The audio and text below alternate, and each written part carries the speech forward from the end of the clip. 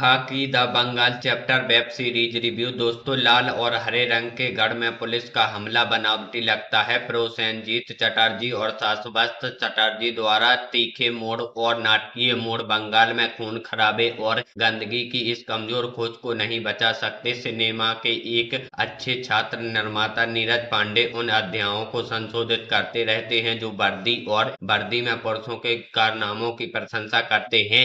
यह एक ऐसा पाठ्यक्रम है जिसमें वे अच्छे अंक प्राप्त करते हैं। बिहार में जाति और अपराध के भंवर में ले जाने वाली एक मनोरंजक बिहार फाइल के बाद पांडे और उनकी रचनात्मक टीम पश्चिम बंगाल में सत्ता के लिए राजनेताओं द्वारा खेले जाने वाले खेलों की एक खिड़की खोलने के लिए आगे पूर्व की ओर यात्रा करती है।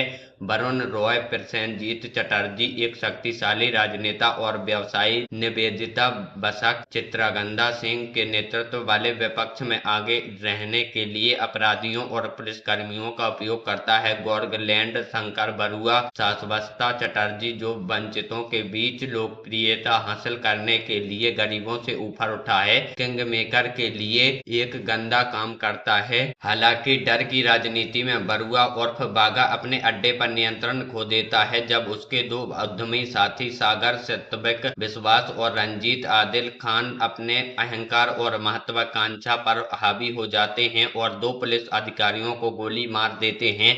इस गड़बड़ी को दूर करने के लिए रॉय एक ईमानदार पुलिस अधिकारी अजय मित्रा जीत को लाता है जिसके लिए साधन से ज्यादा अंत महत्वपूर्ण है। लेकिन जैसा कि उम्मीद थी, योजना उल्टी पड़ जाती है। उस दौर की कहानी जब कम्युनिस्ट पार्टी पर शासन था और ममता बनर्जी लाल किले के लिए एक मजबूत चुनौती के बारे में उभर रही थी। यह सीरीज हिंदी पट्टी के लिए राज्य में राजनेताओं और अपराधियों के बीच एक सहजीवी संबंध को उजागर करने का प्रयास करती है। नाम और परिस्थितियां काल्पनिक हैं लेकिन उद्देश्य नीरस है। विचारों और कल्पना की सीमाओं को पार करने के लिए ओटीटी प्लेटफॉर्म इन दोनों एक ही बॉलीवुड डिश को एक क्षेत्रीय पैन में पकाते हैं ताकि एक विश्वसनीय स्वाद बनाया जा सके। और जब लेखकों को लगता है कि शब्द पर्याप्त नहीं है तो वे अपनी सीमाओं को खून, गौर और कुछ अपशब्दों से ठग देते हैं। राणा नायडू की सफलता के बाद नेटफ्लिक्स के बंगाल से इस अखिल भारतीय अनुभव को बनाने के लिए बांग्ला फिल्म उद्योग के सितारों को